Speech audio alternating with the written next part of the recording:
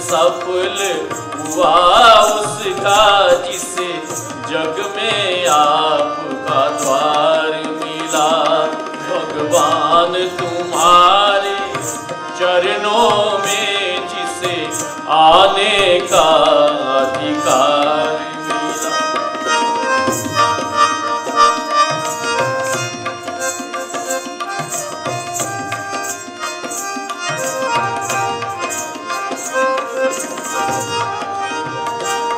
आत्महित की इच्छा लेकर छोड़े घर बार जो फिरते थे। आत्महित की इच्छा लेकर छोड़े घर बार जो फिरते थे।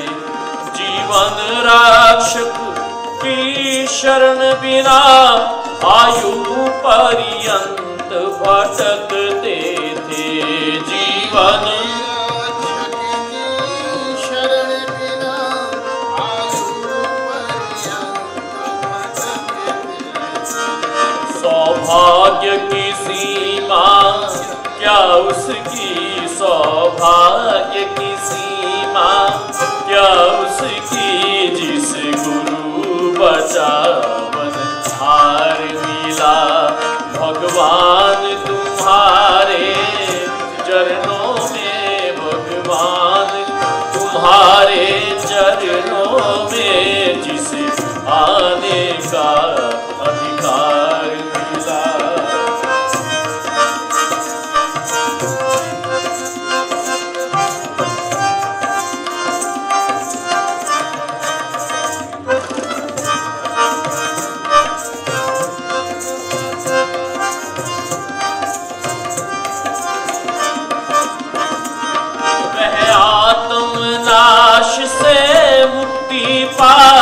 जीवन उन्नत करने में लगा। आत्मनाश से मुक्ति पा जीवन उन्नत करने में लगा। पापों की मैल से पाशुद्धि सच्चे सुख का अधिकारी हुआ।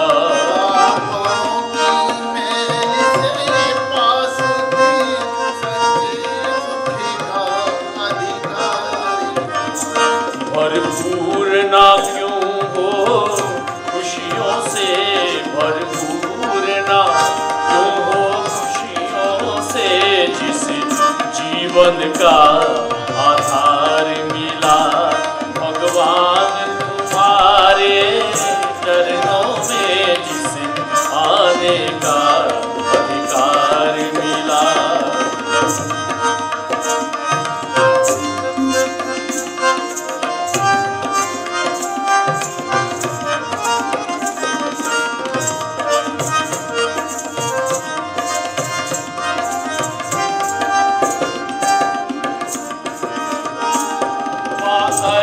तुम्हारे देव असर जीवन परिवर्तित होता है। करके तुम्हारे देव असर जीवन परिवर्तित होता है। सकल बुराई जाती है,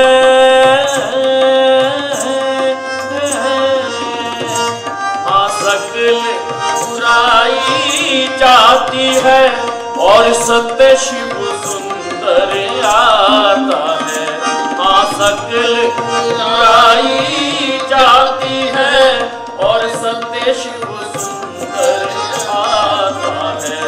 नहीं और सुखों की चाह उसे, नहीं और सुखों की चाह उसे जिसे देवामृत भंडार मिला, जिसे देवामृत भंडार मिला।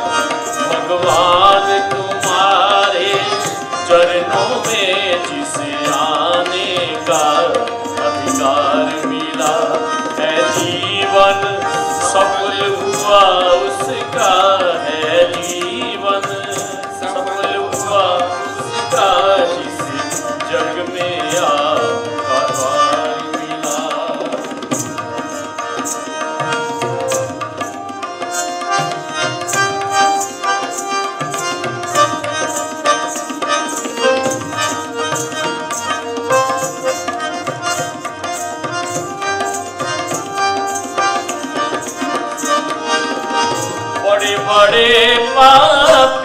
जन भी शब शरण में आपकी आते हैं।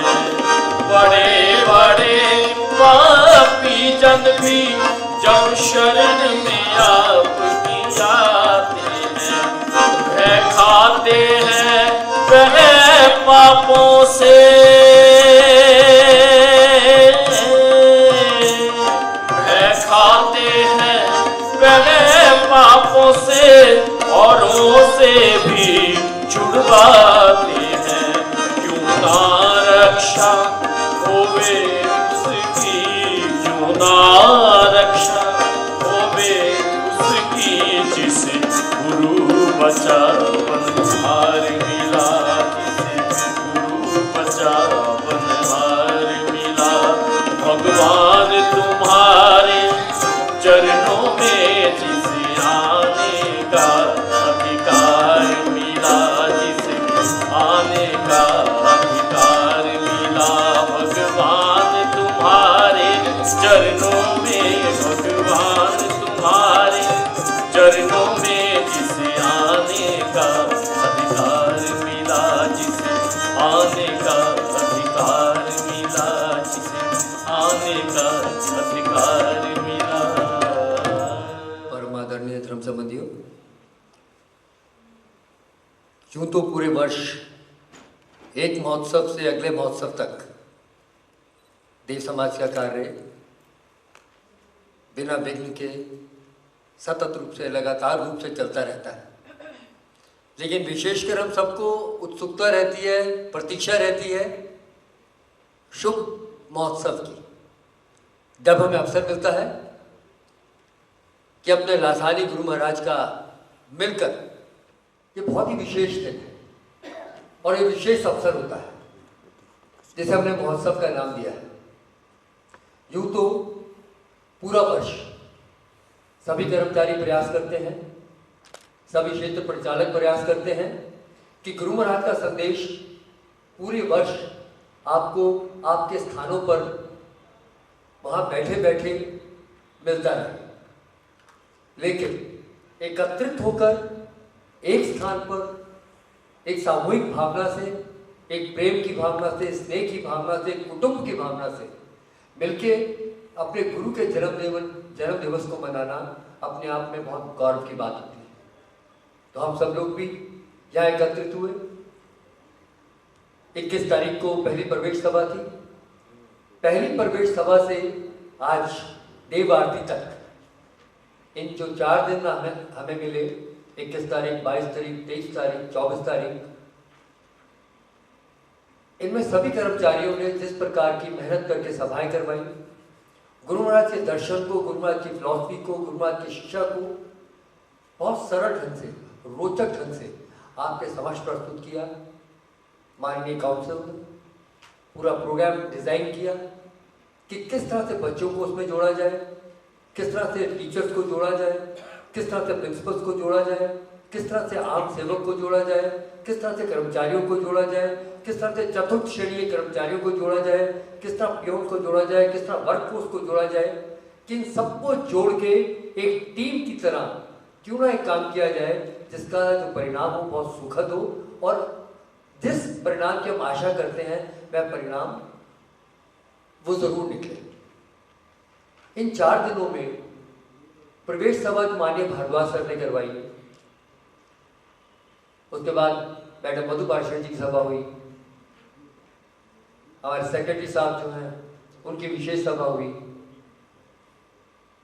फिर माननीय सेक्रेटरी साहब का कर्मचारी के पद पर आरोहित होने का कार्यक्रम हुआ, माननीय श्री रामदास पांडे जी की सभा हुई, मॉर्निंग में सेवकों का ग्रहण हुआ, बच्चों के भजन संध्या हुई, कॉलेज के बच्चों ने गीत गाए, नाटक का मंचन हुआ। ये सबका प्रयास क्या था? विभिन्न तरीकों से, विभिन्न माध्यमों से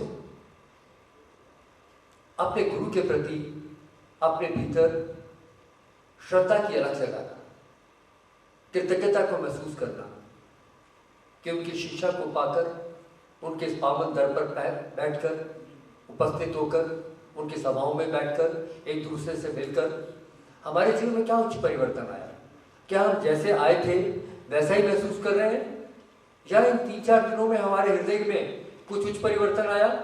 कोई एक पायदान हम चढ़े, या ऐसा कुछ संकल्प मन में आया कुछ छोड़ने का और कुछ प्राप्त करने का? अपने आप को हमने किसी बेहतर दृष्टिकोण से देखना प्रारंभ किया?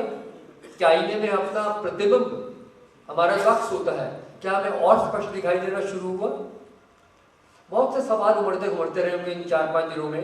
विशेषकर जब सभाओं में बैठते हैं तो सभाएं मजबूर कर देती हैं हमें अपना आत्मावलोकन करने के लिए, इंट्रोस्पेक्शन करने के लिए, आत्मचिंतन करने के लिए। और चिंतन तब होता है जब हम अधिकारी आत्मा होते हैं, और अधिकारी वह होता है जो अपने अंदर परिवर्तन लाना चाहता है, चाहे वो परिवर्तन ग्रेजुअली उत्पन्न हो या तीव्र गति से। वो डिपेंड करता है हमारी योग्यता पे, कितनी आकांक्षा है अपने जीवन को बदलने की। लेकिन बदल भी हम तब पाते हैं जब ये आंख उपलब्ध हो जाती है कि हमारे अंदर ये खोट है, ये कमी है, ये शॉर्टकमिंग्स है, इस एरिया में हमें वर्कआउट करना है ताकि हम और जिम्मेदार सेवक बन सकें और अच्छे नागरिक बन सकें, एक और अच्छे धर्म संबंधी बन सकें और अपनी समाज के एक ऐसे निष्ठावान, एक कटिबद्ध सेवक बन सकें जो अपनी सेवाओं से देव समाज को आगे ले जाने का प्रयास कर सके। ये कब संभव होगा? जब ये आंख उपलब्ध होगी। और आंख कैसे उपलब्ध होगी? सत्संग में बैठकर, सेवा के साथ जुड़कर, सेवाओं को जो पा रहे हैं उनसे उपकृत होकर, उनको महसूस करके, कृतार्थ महसूस करके कि मैंने कुछ पाया। ये क्यों उन्होंने जतन किया, क्यों कौन से प्रयास करती है, क्यों महोत्सव में हमें इन्वाइट करती है। धर्म संबंधियों, अब ये महोत्सव आ गए, मुझे इतने बेहतरीन लगा यहाँ पर। खाने की स्टेज फर्स्ट क्लास, जैसा हर बारी होता है, तो बेहतरीन मिला। और इसके अलावा सभाएं तो एक तय हुई। सबसे मेन बात, श्रीमान जी का जो विकास हुआ, उन्नति हुई पदों में, उससे मुझे बहुत खुशी हुई। दूसरे नंबर पे जो नाटक के द्वारा ये प्रदूषण पर सौभाग्य इतना बढ़ गया, गुरु माँ की दया है कि गुरु की रोशनी हमारे घर में और फैली और इसका विस्तार हो। और मैं चाहता हूँ यहाँ से जाने के बाद में, जैसे हमारा कोई इतवार मिस हो जाता है, अब हम संकल्प लेते हैं, जो हम बीमारों से पूछो, इतवार का जो साधन है मंदिर में वो ना छूटे, उसे डेली नित्यनेम हर इतवार, वैसे जैसे हमारे साधन होते हैं शाम को, उन्हें भी रेगुलर चलाने की कोशिश कर रहे रोजाना के। और इतवार का साधन हम चाह रहे हैं कि हमारा यो मिस ना हो। तो मुझे हे सतगुरु, आप ना हमारे जीवन में ऐसी रोशनी भरते, हम तो भूंड की मानी थी, रल रुला के कीड़ों खाए कुत्ते की मानी थी, इस संसार से चले जाते। हमें कोई ज्ञान नहीं था आत्मा का जीवन क्या है, शरीर क्या है, संबंध क्या है, किसके साथ व्यवहार कैसा करना है। मेरी जुबान में खुद लगाम नहीं था। मैं गुरु महाराज को बहुत बार बार धन्यवाद देता हूँ। ये सतगुरु, आज ने हमारी जुबान के लगाम लगाया। हमें जैसे घोड़े के बिना लगाम कहीं भाग जाता है, आपने सतगुरु लगाम लगाया हमारी जुबान के, हमारी जुबान कब्जे में हुई। तो काश, मैं चाहता हूँ और मेरे परिवार में देव समाज की रोशनी फैले और गुरु महाराज का बल मिले और विस्तार हो, और विस्तार मेरे आसपास के कामों में हो। धन्यवाद। हमारे बीच जिनकी अभी उन्नति भी हुई है, देव समाज के सेवक, आपके समक्ष अपने भावों को रखिए। बहुत ही सम्मान के जो सभापति जी, मेरे विशेष सम्मान के जो श्रीमान सेक्रेटरी साहब, प्रबंधक कमेटी के मेंबर, मुझे तो कहा गया था श्रीमान जी कि आपने पेपर देना है, शायद 4थी श्रेणी में पास करना है। मैं इस योग्य नहीं हूँ जो श्रीमान जी ने मुझे उन्नति दी है। मैं इस योग्य अपने आप को नहीं समझता। मैं अपने बारे में एक जानकारों को परिचय दे दूं कि मैं श्रीमान, मैं देश समाज में जन्म लेके ही पैदा हुआ हूँ। मेरे ताया जी राजा राम जी मोगा के विकासाला में सारी उम्र रहे। साधुराम शौक जी जिनके भजन हम देव समाज में गाते हैं, वो मेरे ताया जी के लड़के थे।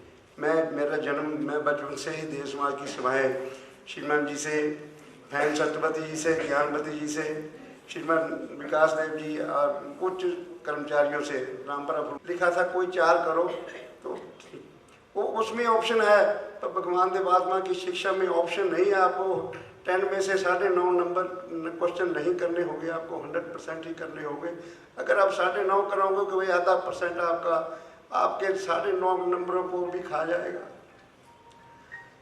तो बात इसलिए मैं ये बात जो आप सभा के सामने करना, जब मैं श्रीमान जी से अकेले में दफ्तर में बैठ के करना चाहता था, पर कल से मेरे दिल में प्रेरणा पैदा हो रही है कि मैं श्रीमान जी से नहीं, मैं सब भाव प्रकाश सब सभा सबके सामने करूँगा।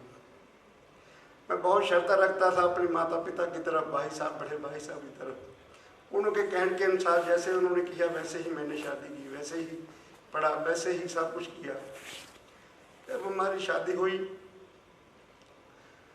तो बड़े भाई साहब और पिताजी बिजनेस करते थे, आड़त का बिजनेस था, दिनों दिन बढ़ता गया। कुछ उनके मेहनत से, कुछ उनकी जो है मैं क्या कहूँ, तो उसका मेरी धर्मपत्नी के ऊपर असर पड़ा हमारे पर उन्होंने जब देखा कि इनके भाव जो अच्छे हैं, इनके भाव ऐसे नहीं, मैं उनको कहा पर मेरे ये भाव नहीं है, तो वो मेरे साथ हमारा अच्छा रहा, संबंध रहा। फिर तो मुझे अक्सर मेरे भाई साहब और पिताजी कहते थे कि आपको तो नौकरी शौक के लिए कराई है, 2-4 दिन आप 2-4 महीने 2-4 साल आप नौकरी कर लो, तो आपको तो फिर बिजनेस में ही डालना है। आप कितने पैसे कमाते हो, कितनी साल में आपकी नौकरी है? उस टाइम 10-40 100 का स्केल था, 140 200 का स्केल था, 300 रुपया 200-300 रुपया मिलते थे। तो कहते इतना तो हम एक दिन में कमा लेते हैं। तो मैं यही बात आके अपनी पत्नी को कह देता था कि मैम तो थोड़ी देर से करेंगे। तो घर का जैसा माहौल था, शिक्षा में होते देश माँ जी पक्के होते हुए भी देश माँ जी की शिक्षा को फॉलो नहीं कर रहे थे, तो उसके कारण हमारे में टकराव हो जाता था। मैं कहता था जाएंगे, वो कहती थी ना जान, वो कहती थी जाएंगे तो वहाँ नहीं जाएंगे। तो ये होते हुए चक्कर चलता रहा। तो एक घटना ऐसी घटी कि 5-4 साल के बाद 97 में मुझे घर में ही आना पड़ा, फैमिली को शिफ्ट करना पड़ा, हम घर में आ गए। तो घर में आ गए तो उनको ये बड़े भाई साहब उत्तम पूरे धानानुरागी मान चुके थे, पिताजी धानानुरागी मान चुके थे, पर समाज में थे, पिता भाई साहब का साथ देते थे। तो वो उनको महसूस होने लगा कि अब ये हमारे बीच में आ गया है, और ये पूरी प्रॉपर्टी का बराबर का हिस्सेदार बन जाएगा। किसी उनके रिश्तेदारों ने कह दिया, दूसरों ने कह दिया, और उनको सोच ऐसी बन गई कि अब जो प्रॉपर्टी की डिवीजन होगी 50-50 होगी। ये कैसे होगा? 3 भाई थे हम। तो